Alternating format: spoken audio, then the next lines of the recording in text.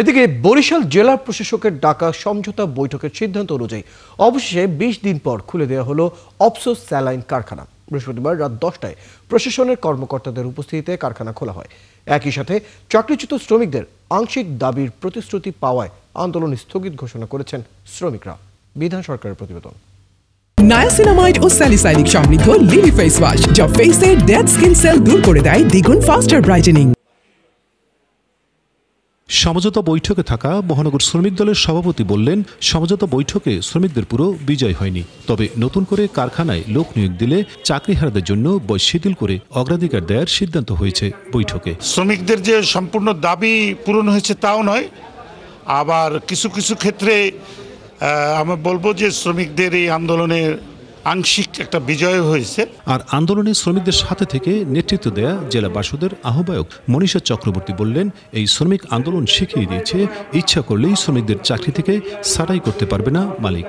আমাদেরকে এই বার্তাই দিল যে ৫০০ শ্রমিক ছাঁটাই করে একেবারে নিরুপদ্রবভাবে কেউ কারখানা চালাতে পারে না, এবং আমরা দেখেছি যে শ্রমিকরা কিভাবে লড়াই করেছে এবং সেই লড়াইয়ের মধ্য দিয়ে কিন্তু তাদের পরবর্তী চাকরির যে নিশ্চয়তা সেটা তারা আজকের বৈঠকের মধ্য দিয়ে পেয়েছে, এবং তারা তাদের সমস্ত বকেয়া বুঝে পাবে সেই আশ্বাস তারা পেয়েছে। শ্রমিক ইউনিয়নের সভাপতি জেলা প্রশাসকের ডাকা সবার সিদ্ধান্ত অনুযায়ী আন্দোলনে স্থগিত ঘোষণা করেছেন। তবে তিনি বলেন, শ্রমিকদের চাকরিতে পুনঃবহালের সিদ্ধান্ত আসেনি। কোম্পানি খুলে দেওয়া হয়েছে, ঢুকবে আবার মঙ্গলবার দিন আবার একটা বৈঠক হইবে।